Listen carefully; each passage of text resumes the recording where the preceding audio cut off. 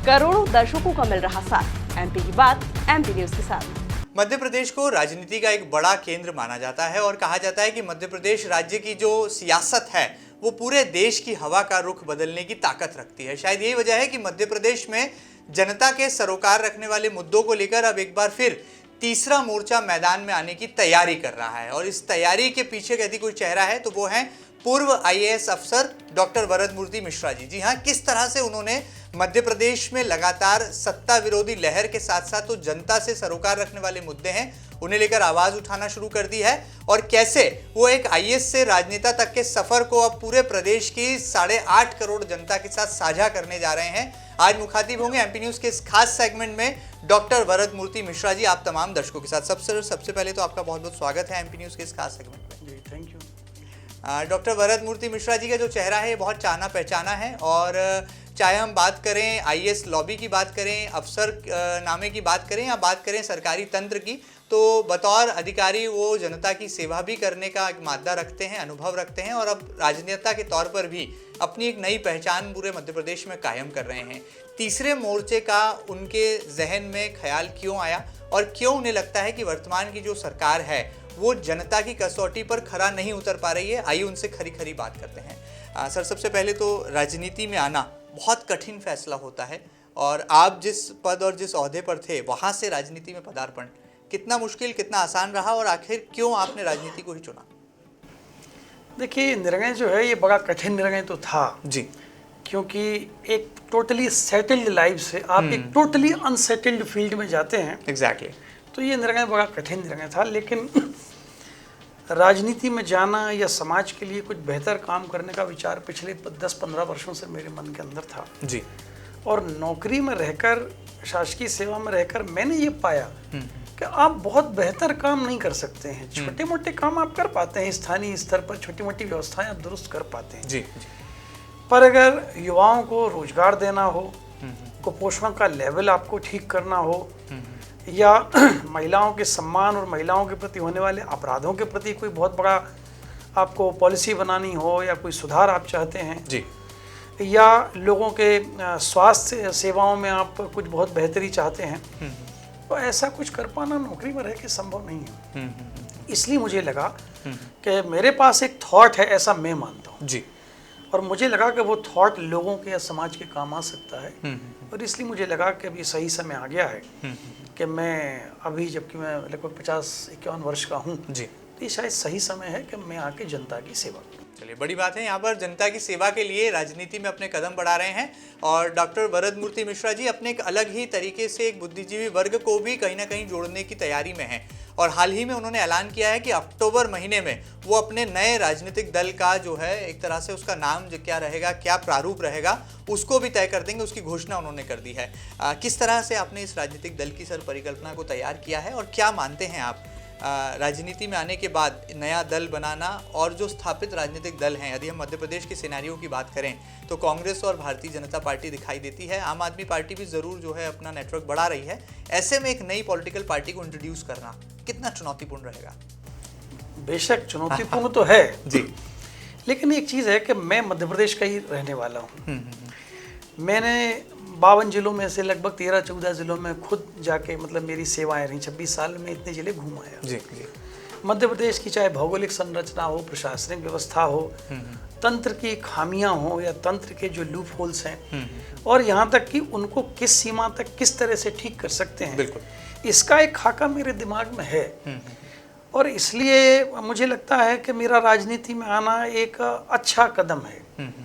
जो बात आपने दूसरी कही कि दोनों जो परंपरागत राजनीतिक दल हैं जी, जी, जी, इनके रहते बिल्कुल कैसे मतलब हमारी पार्टी सरवाइव करेगी, तो मेरा आपसे अनुरोध ये है, या मेरा आपसे कहना ये है कि पिछले 2-3 वर्षों में हमने सर्वे भी, एक जनता का मूड भांपने का सर्वे कराया था। Okay, right. और उस सर्वे में ये बात निकल के आई कि जनता दोनों दलों से उकता गई है, खासकर ये जो सत्ता परिवर्तन हुआ उसके बाद, जब कांग्रेस की सरकार गिरी, तो और उसके बाद पिछले 2 सालों से जो जनता का जो सरकार का परफॉर्मेंस है, उस परफॉर्मेंस से और कांग्रेस की सरकार की परफॉर्मेंस जो 15 महीने थी, तो दोनों से जनता बहुत असंतुष्ट है। इसलिए मेरा समय मानना है कि ये सबसे बेहतर अवसर है तीसरे विकल्प को विकसित होने का। चलिए बड़ी बात है, ये बेहतर अवसर है, बेहतर वक्त है, बेहतर समय है तीसरे विकल्प को उभरने का। लेकिन ये आने वाले कल में तय होगा कि जनता कितना साथ जो है तीसरी आवाज़ के साथ जो है देती है।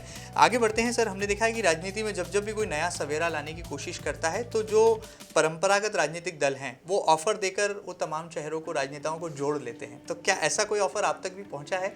डॉक्टर वरद मूर्ति मिश्रा जी तक भी बड़ी जाहिर सी बात है, क्योंकि आप तो सरकार का हिस्सा रहे हैं, शासन तंत्र में आपने काम किया है, तो कई ऑफर आप तक भी आए होंगे। नहीं जी, मैं आपको ईमानदारी से कहूँगा कि मुझे जी। कभी अभी किसी दल ने कोई ऑफर नहीं दिया है, क्योंकि ये दल जो हैं ये राजनीति में बड़े घुटे पिसे हुए दल हैं।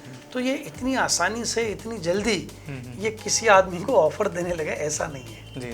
तो अभी मेरा ख्याल है अभी तक मुझे कुछ ऐसा ऑफर मिला भी नहीं, और अभी मतलब ऑफर मिलने की मैं उम्मीद भी नहीं करता ऐसी। चलिए बड़ी बात है, ऑफर में जो है भरोसा नहीं रखते हैं, और शायद यही वरद मूर्ति मिश्रा जी के व्यक्तित्व को एक अलग राजनीतिक व्यक्तित्व बनाता है। सर आगे बढ़ते हैं, अफसर से राजनेता तक का सफ़र आपने हमारे साथ साझा किया। मुद्दों की बात करें, आपकी नज़र में मध्य प्रदेश का ऐसा कौन सा सबसे बड़ा मुद्दा है जो भविष्य में आपके द्वारा बनाई गई राजनीतिक पार्टी, पॉलिटिकल पार्टी उसे उठाएगी, रेस करेगी, और जो कि मिशन 2023 बहुत करीब है? अब कहा जा रहा है कि उल्टी गिनती एक तरह से चुनाव की शुरू हो चुकी है, तो जब आप नई पॉलिटिकल पार्टी को इंट्रोड्यूस करेंगे तो किस इशू के साथ जनता के बीच जाने वाले? देखिए, सबसे बड़ी बात यह है कि जो बेसिक सबसे बड़ा मुद्दा है किसी भी सरकार के लिए, न केवल मध्य प्रदेश की बल्कि मैं समझता हूँ पूरी दुनिया की सरकारों के लिए, नागरिकों के दैनंदिन जीवन से जुड़ी जो मूलभूत बातें हैं, जिसमें शिक्षा को मैं सबसे ऊपर रखता हूँ। बहुत बड़ी बात है। यदि शिक्षा बेहतर है किसी राज्य में, किसी देश में, तो नागरिक बेहतर होंगे। दूसरा है स्वास्थ्य की सेवाएं जी, और तीसरा है इस समय जो 60-70 लाख बेरोजगार नौजवान हैं, ये एक बहुत चिंता का विषय है। इनके रोजगार की व्यवस्था जो है ये हमारी सबसे बड़ी प्राथमिकता है। ये 3 प्राथमिकताएं, शिक्षा, स्वास्थ्य और रोजगार। बहुत बड़ी बात। ये व्यवस्था सबसे पहले हम चाहेंगे, और जिस विचार को लेकर हम आए हैं उसमें उस विचार में इन तीनों जो बिंदु हैं ये सबसे आगे हैं। चलिए बड़ी बात है, शिक्षा, स्वास्थ्य और रोजगार, ये शायद ऐसे मूलभूत मुद्दे हैं जिन पर राजनीति कम होती है, हल्ला ज़्यादा होता है, हंगामा ज़्यादा होता है, सदन जो है आगे बढ़ा दिए जाते हैं, तारीख पर तारीख दे दी जाती है, लेकिन इन समस्याओं का हल नहीं कभी कोई खोज पाता। बहरहाल देखना होगा कि तीसरा मोर्चा जो कि मध्य प्रदेश में जिसके आने की अब आहट सुनाई दे रही है, वो कितना इसे लेकर जो है बुलंदी के साथ अपनी भूमिका को निभा पाता है। सर आगे बढ़ते हैं, हमने देखा, हमारी रिसर्च टीम ने भी पाया, सोशल मीडिया पर आपकी जो तमाम मौजूदगी है, हमने देखा कि आप सरकार से नाराज़ हैं, मध्य प्रदेश की वर्तमान सरकार से बहुत खफा हैं, और आपके कई हमने सोशल मीडिया पर पोस्ट भी देखे जो कि तमाम सरकारी योजनाओं की पोल खोलते हैं। क्या वाकई में इसके पीछे कोई राज की बात है? नहीं, कोई राज नहीं है, और इसको सरकार की नाराजी, सरकार के प्रति नाराजी से भी नहीं देखा जाना चाहिए।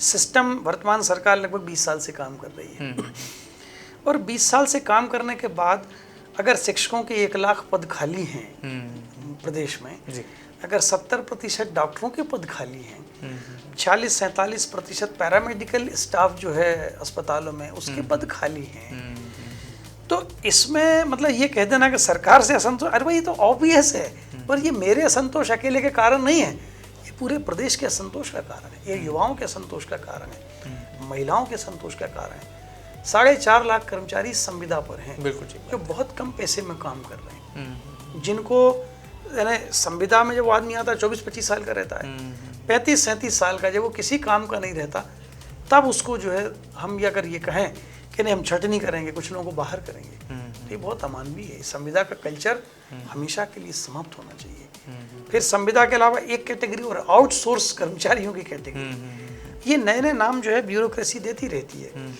और उसमें भी हजारों लोग जो हैं 8-8, 9-9 हज़ार, 10-10 हज़ार रुपये में वो काम कर रहे हैं। जी। हम उनके जीवन का जो बेहतरीन समय है उनसे उस समय हम 10-20 हज़ार, 10-12 हज़ार रुपये अपना काम करा लेते हैं, और उसके बाद जब वो आदमी शादी कर लेता है, उसके 2 बच्चे हो जाते हैं, तब हम उसकी छटनी का काम शुरू करते हैं। बहुत बड़ी बात। ये बहुत अमानवीय है, ये ऐसा नहीं होना चाहिए।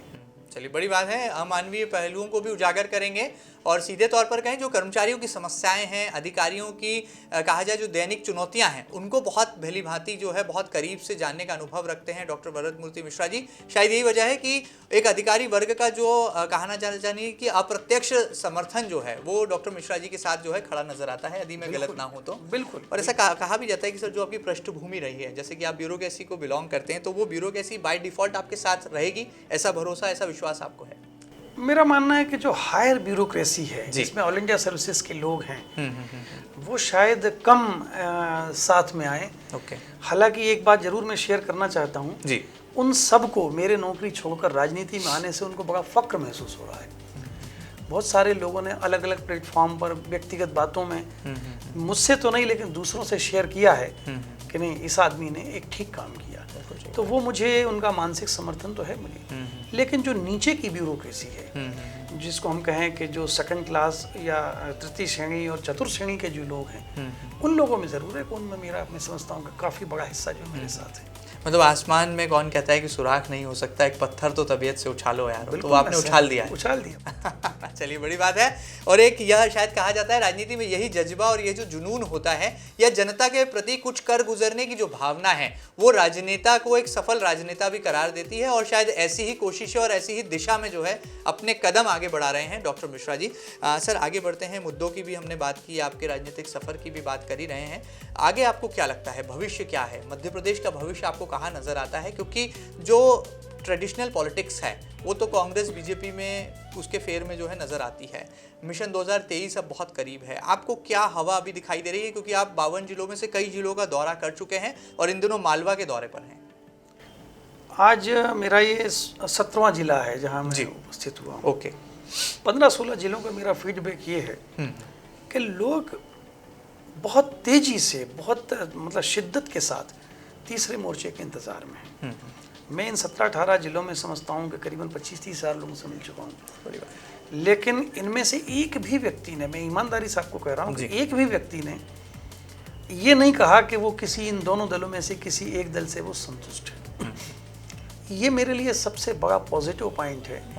और ये मेरी वो जो थीसिस है, जो मेरी एक सोच है कि शायद इस समय तीसरे मोर्चे के लिए सबसे बेहतरीन अवसर है। ये सर्वे जो है जनता का जो मूड है वो उसको कंफर्म करता है। और इसलिए मुझे उम्मीद है कि बहुत बेहतर होगा। एक चीज़ और आपके माध्यम से जो मैं कहना चाहता हूँ, मध्य प्रदेश की जनता भी इस बात को समझ ले कि यदि उसने इन दोनों दलों को फिर से इसमें मौका दिया, किसी भी एक दल को, तो जहां वो 2013 में थे, 18 में थे, वहीं वो 23 में रहेंगे और 28 तक उनको इसी परिस्थिति का सामना करना पड़ेगा। जनता को खुले आंख ना कान से विचार करना पड़ेगा।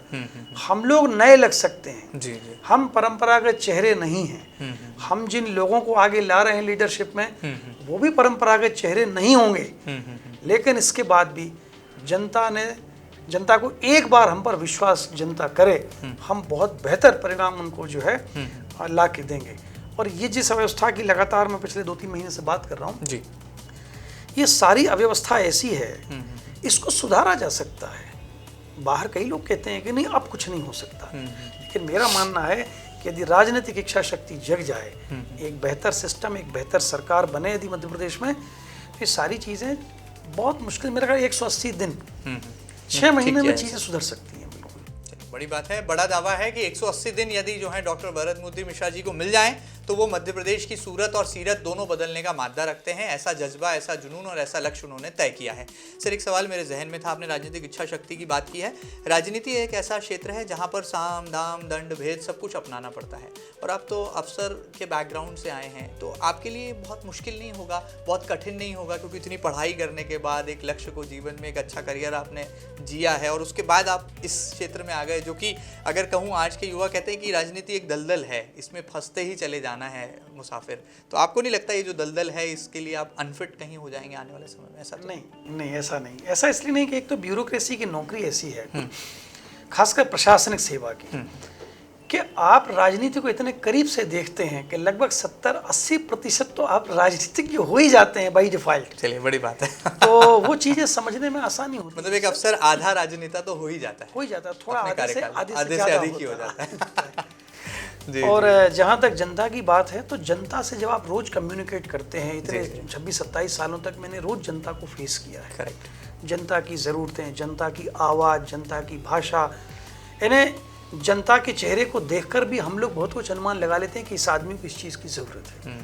तो मैं समझता हूँ मेरे साथ ये जो परसेप्शन है ये बड़ा पॉजिटिव पॉइंट है मेरे लिए। चलिए, बड़ी बात है। और यहाँ कहा जाता है कि जब एक सूझबूझ भरा सियासतदार यदि जनता को मिल जाए तो उन्हें सही दिशा निर्देशन भी दे सकता है, सही नेतृत्व जो है, सही विकास का परिचायक भी जो है माना जाता है। सर, बहुत सारा समय लिया, जाते जाते क्या कहेंगे, सबसे ज़्यादा समर्थन आपको कौन से जो है प्रांत से मिलता दिखाई दे रहा है? हम विंध्य की बात करें, महाकौशल की बात करें, मालवा की बात करें, निमाड़ की बात करें, अभी तक का आपका एनालिसिस क्या है? जो हवाएं आपको बदलती दिखाई दे रही हैं सियासी तौर पर, सबसे ज़्यादा समर्थन की उम्मीद किस आपको प्रांत से लग रही है, नजर आ रही है? देखिए, अभी तो मेरा दौरा चूंकि प्रदेश का पूरा हुआ नहीं, अभी जिन 15-17 जिलों की मैं बात कर रहा हूँ, वहाँ पर तो आप ये मानिए कि मेरा उत्साह 10 गुना बढ़ गया है। जब मैंने नौकरी छोड़ी थी उससे और अब से 2 महीने में अगर कंपेयर करूं तो मुझे लगता है कि मुझे और ज़्यादा अंदर धनात्मकता आई है, क्योंकि मैंने लोगों को नज़दीक से देखा है, लोगों की बात सुनी है, प्रेस और मीडिया के साथियों से भी मैं मिला हूं और बहुत ही पॉजिटिव फीडबैक है। तो मैं एक बार अपना प्रदेश का दौरा पूरा कर लूँ, उसके बाद फिर इसका खुलासा आपसे करेंगे। अच्छा सर, जाते जाते शिवराज जी का रिपोर्ट कार्ड यदि बनाने का आपको मौका मिले तो कितने नंबर देंगे, और यदि कमलनाथ जी का रिपोर्ट कार्ड बनाने का आपको अवसर मिले तो आप कितने अंक उन्हें देंगे? देखिए, वो मतलब दोनों लगभग एक सी स्थिति में है क्योंकि शिवराज जी की सरकार चूंकि 15-17 वर्षों से है, मतलब जब से वो मुख्यमंत्री बने हैं, जी जी, बीच में 15 महीने का एक दौर आया। बिल्कुल। मेरा ये मानना है कि कांग्रेस के पास एक ऐतिहासिक अवसर था खुद को मध्य प्रदेश में और बल्कि आसपास के राज्यों में स्थापित करने का। बिल्कुल ठीक कह रहे हैं। वो अवसर जो है कांग्रेस से छूट गया। क्यों? क्योंकि बीजेपी की सरकार जो 14-15 साल से थी, उसके बाद जब कांग्रेस को जनता ने मौका दिया, जो घटनाक्रम घटा वो अलग चीज़ है, लेकिन 15 महीने में कांग्रेस की सरकार ऐसा कुछ नहीं कर पाई कि जिसको लेकर आज वो ये कहे कि साहब हम इतनी अच्छी अच्छी नीतियां जो है चलाने वाले थे। उनका कहना है कि हमें समय कम मिला। 15 महीने जो हैं, पूरी सरकार का जो 60 महीने का कार्यकाल है उसका 25% होता है। बिल्कुल ठीक बात। 25% में अगर आप एग्जीक्यूशन ना भी कर पाए तो कुछ ना कुछ पॉलिसी में जरूर चेंज होना चाहिए था, जो जनता अभी तक याद रखती। मतलब बराबरी है 50-50 पर। हाँ, वो मतलब कोई अंतर नहीं है दोनों दलों में। चलिए, बड़ी बात है सर। जाते जाते क्या कहेंगे मध्य प्रदेश की जनता से, एमपी न्यूज़ की ऑडियंस से, जो कि फिलहाल इस वक्त जो है आपको लाइव देख सुन रही है, उन्हें क्या संदेश आप देना चाहेंगे एमपी न्यूज़ के इस फोरम के जरिए? देखिए, मध्य प्रदेश की जनता से तो मेरा ये निवेदन है कि ये समय आ गया है, एक पीढ़ी आपकी सन 85 से लेकर पूरी पीढ़ी आपकी निकल गई, उसमें आपको ना रोजगार मिला, ना आपको अच्छी एजुकेशन मिली, ना कोई ऐसी उपलब्धि आपको हासिल हुई कि आपके जीवन में एक संतोष आता कि हमने अपने जीवन में बेहतर काम किया, बेहतर योगदान दिया। मैं माफ़ी चाहूँगा, लेकिन आप में से बहुत सारे लोग अपना जीवन भी अच्छी तरह से नहीं जी पाए। अब ये दूसरी पीढ़ी जो, ये भी लगभग आधी इसका समय भी बीत चुका है, 30 साल में पीढ़ी बीत जाती है। ये पीढ़ी जो है, ये भी यदि हम सरकार नहीं बदलते, हम बेहतर लोगों को आगे नहीं लाते, वो चेहरे बेशक नए हों, वो चेहरे बेशक आपके जाने अनजाने उतने जाने पहचाने ना हों, थोड़े अनजाने चेहरे हों, लेकिन लोगों पे भरोसा करिए। और मैं अपना आपको बात बताऊं कि बड़े लोगों के बजाय समाज में छोटे लोगों ने हमेशा जिम्मेदारी से व्यवहार किया है। आज समाज में कोई भी चीज़ है, साहित्य हो, संस्कृति हो, कला हो, परंपरा हो, त्यौहार हो, ये छोटे लोगों के कारण जिंदा है। मैं एक बहुत छोटे परिवार से आने वाला व्यक्ति हूँ। मेरे पिता शिक्षक थे और मेरी माताजी जो हैं वो भी शिक्षक थी। हमने ज़िंदगी की तलछट देखी है, हमने बहुत छोटे छोटे मकानों में अपना समय बिताया है। ठीक है, मैं VRS लेते समय IAS अफसर था, पर मेरा मूल जो है वो बड़ा निम्न मध्यम वर्गीय परिवार से बिलोंग करता हूँ। जी जी, बिल्कुल। मेरा आपसे कहना है, आप नागरिकों का अपने जीवन को बेहतर बनाने का आपको अधिकार है। ये किसी की दया कृपा पे नहीं है, ना वर्तमान की, ना मेरे जैसे किसी भविष्य में आने वाले आदमी की। तो मेरा आपसे अनुरोध है, इस बात को समझने की ज़रूरत है। बेहतर शिक्षा, बेहतर स्वास्थ्य, बेहतर पेयजल, बेहतर नागरिक सुविधाएं और आपके बच्चों का एक बहुत ही सुनहरा और बेहतर कैरियर, हम ये काम कर सकते हैं। आप मौका दीजिए।